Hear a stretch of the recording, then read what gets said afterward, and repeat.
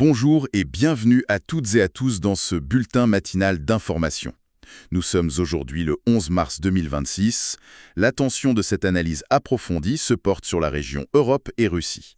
Le thème de notre exploration s'intitule, de manière très claire, les difficultés économiques et les revers sur le champ de bataille remettent en cause la stratégie de guerre de la Russie. Bonjour au public qui nous écoute.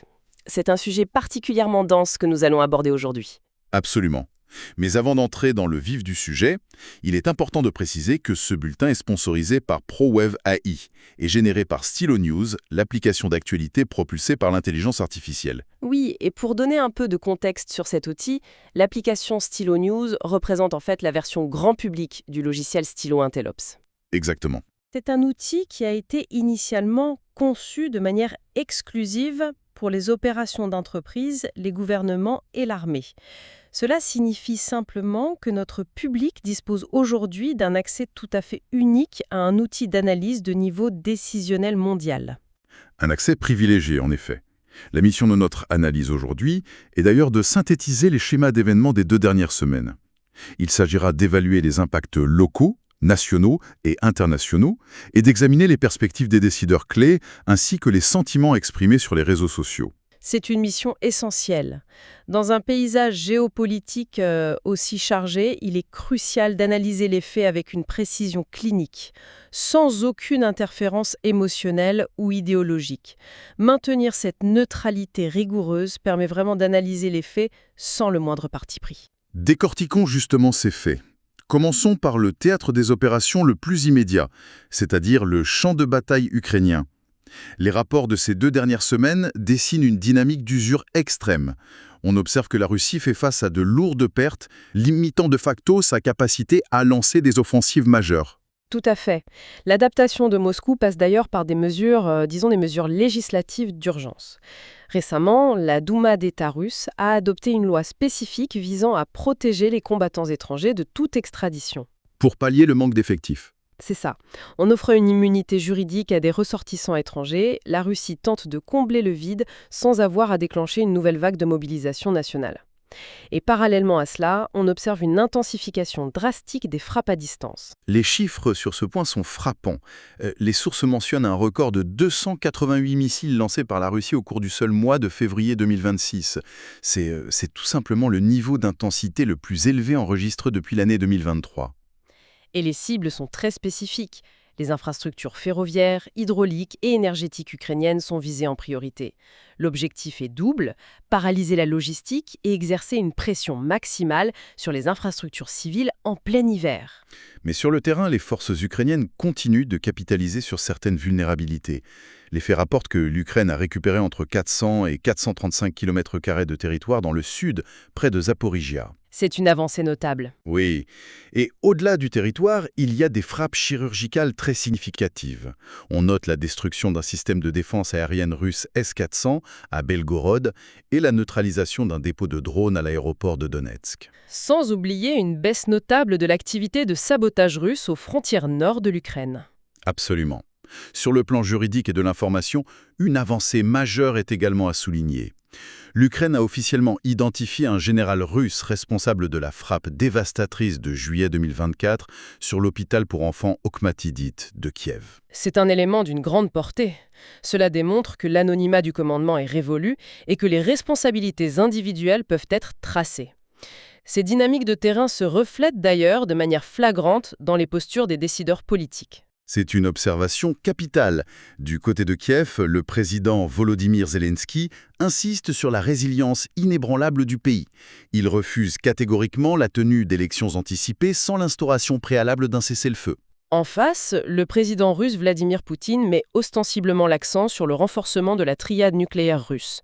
Il a également procédé à la décoration d'officiers militaires, une manière de montrer un engagement continu malgré les revers tactiques. Cette projection de puissance, notamment nucléaire, amène inévitablement l'analyse à regarder au-delà de l'Europe. Ce qui ressort des documents, c'est l'implication de l'axe nord-coréen. Ce qui est fascinant ici, c'est la connexion directe de ce conflit européen à l'Asie. Nous parlons d'environ 10 000 soldats nord-coréens actuellement présents en Russie. 10 000 soldats, oui. Avancé.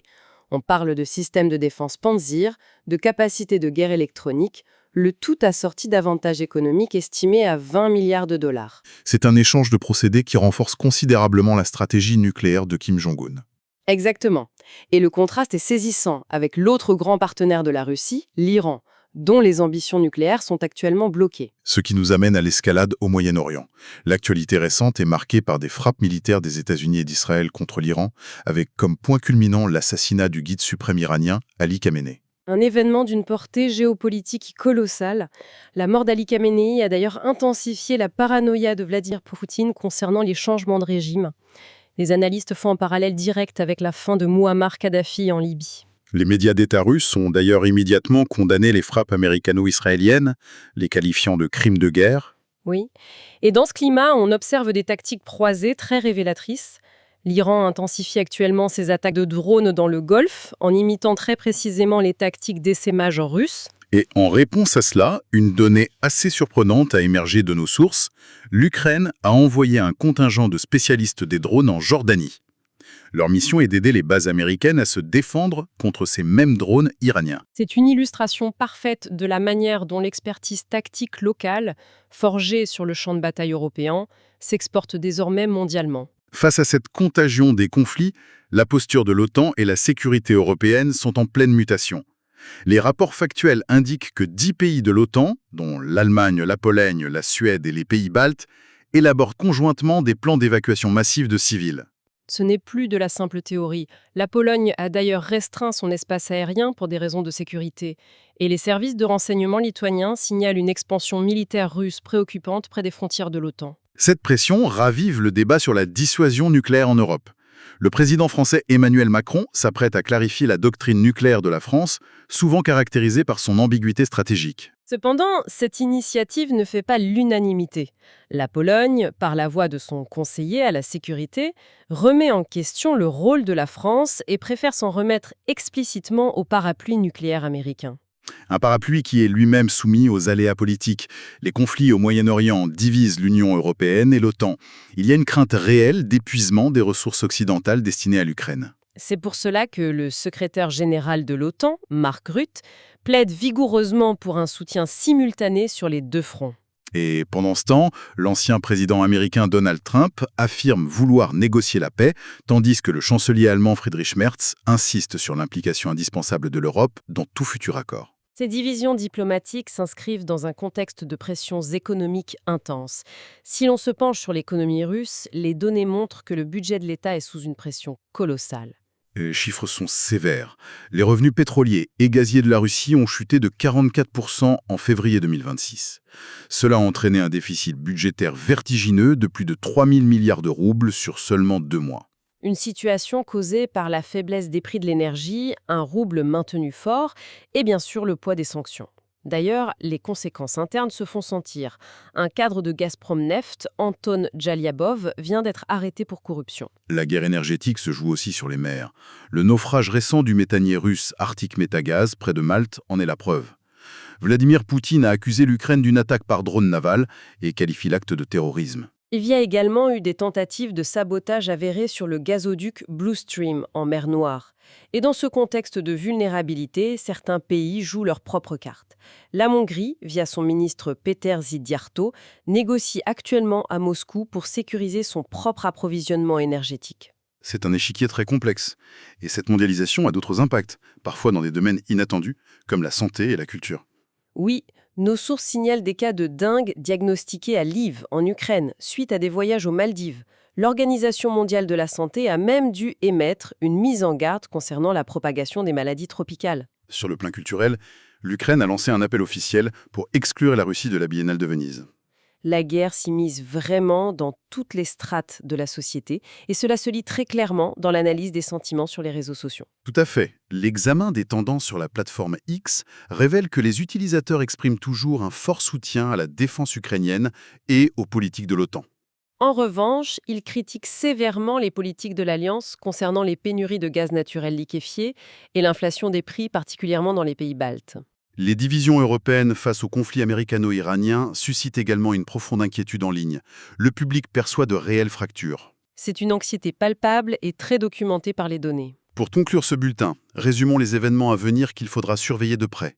Tout d'abord, Le maintien des exercices d'évacuation civile de l'OTAN. Ensuite, les potentielles discussions trilatérales entre les États-Unis, l'Ukraine et la Russie qui pourraient se tenir à Genève. Et bien sûr, mais l'impact continu des prix mondiaux du pétrole qui reste déterminant pour la stabilité budgétaire de la Russie. Avant de clore cette exploration, rappelons ce qu'est l'outil qui a permis cette synthèse. Stylo News est une application mobile et de bureau que chacun peut télécharger. Elle permet de personnaliser des briefings de style renseignement à partir de centaines de sources d'informations traditionnelles et de la plateforme X. Le tout étant traduit instantanément dans plus de 20 langues. Il est donc fortement conseillé au public de s'abonner en se rendant sur www.stylonews.com pour obtenir des actualités à la demande propulsées par l'intelligence artificielle. En guise de pensée finale, les faits d'aujourd'hui soulèvent une réflexion profonde. Si les conflits locaux permettent désormais d'exporter des tactiques mondiales, comme l'envoi d'experts ukrainiens en drone au Moyen-Orient ou le déploiement de troupes nord-coréennes en Europe, il est possible de se demander si la notion même de guerre régionale existe encore à notre époque. C'est une question cruciale qui invite à la réflexion. Un grand merci au public pour son écoute attentive de ce bulletin. Il est d'ailleurs toujours possible de suggérer des sujets pour de futures analyses approfondies et de suivre Stylo News sur les réseaux sociaux favoris. Merci de votre attention et à très bientôt pour un nouveau point d'actualité.